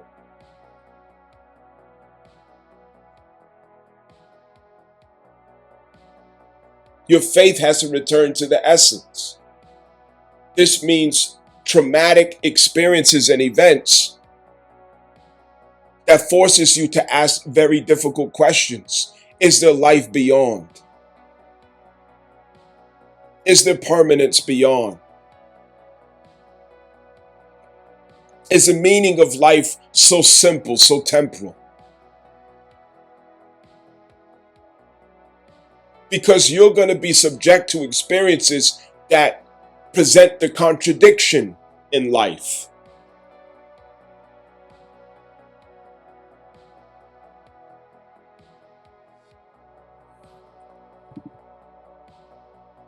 The seven has the ability to move and operate through soul, spirit. Okay. Now, what does this mean? Right? What it is to give indirect effect. Okay? To work indirect effect. This works off of the axis of the 12th and 6th house, which is indirect effect. So the seven can accomplish its subconscious aims with the clarity of the conscious aim. For us regular folk who are not number sevens, we have to catch up to the meaning of the indirect effect of the soul. Let me give an example. With twin flame relationships, right? In the flesh, in the 6th house, it seems like you're with somebody toxic that you shouldn't be with. This person's bad. This person's terrible. It's a bat out of hell. Oh, how did I end up with somebody like this? But in truth, if you dissolve, listen to my words, dissolve. If Neptune were to dissolve the illusion, which is the name, the face, the body, the form, and break it down to the essence of what is occurring on a soul level, someone manifested into your life of the same frequency and of the same tragedy in polarity. So one is the runner and one is the chaser. The runner has to learn from the chaser not to run, and the chaser has to learn from the runner not to run. You see, the narcissist has to learn from the codependent, and the codependent has to learn from the narcissist. So in the soul, in the essence, this is the effect, the cause for the two toxic people, so-called, to come together to accomplish that victory.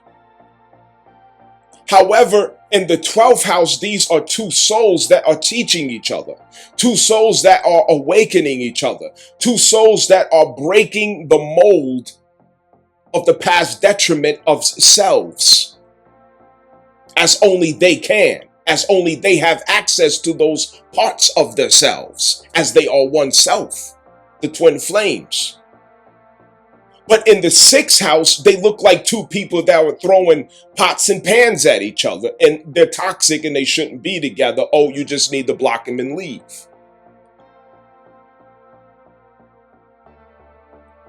There are extremes to this. There are contexts to this. Okay, there are exceptional cases with this, but please don't miss the fucking forest for the trees.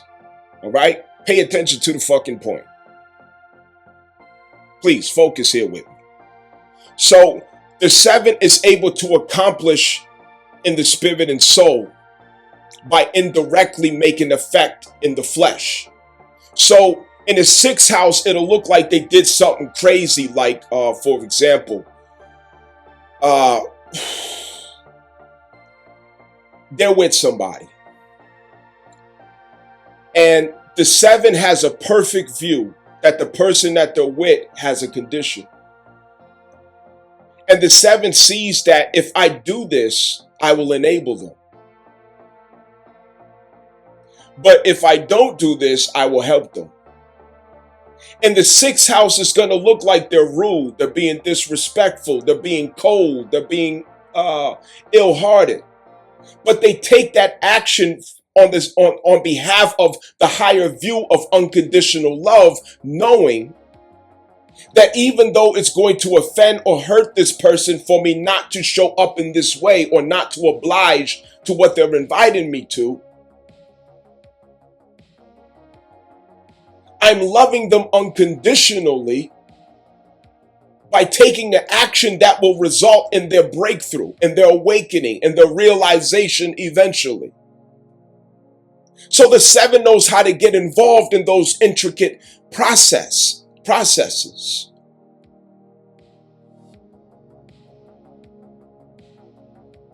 Let's take a parent, for example. This child stealing cars, robbing, shooting niggas. And it breaks your heart to hear your baby on the other line in prison, crying on the phone, right? But that seven knows how to get straight to the spirit and not the flesh. So that seven might make a decision like, oh, the child is on the other line. Oh, yeah, mommy, and they said I'm finna do 5 years, and I'm scared about that. And that seven knows how to get straight through to that soul. You made your bed, son. You understand? Something to that effect, rather than the coddling or other different things that will enable this behavior. The seven knows how to not be an enabler. They know how to get the soul involved, to rescue someone, to save someone, to protect someone, to help someone. The soul getting involved it has an opposite effect, an opposite image in the flesh when the soul is involved. Joe Jackson was blessing the souls of his sons when he had them stacking bricks. But in his sixth house, it looks like, damn, that's an evil bastard. Imagine how cruel and evil it looked to be a fly on the wall watching Venus and Serena Williams get trained by their father. See, we didn't get to see that stuff. But I guarantee you, people who have sensitive hearts will cry tears at how hard that must have been. Because you cannot produce an icon without a man who is ferociously strong.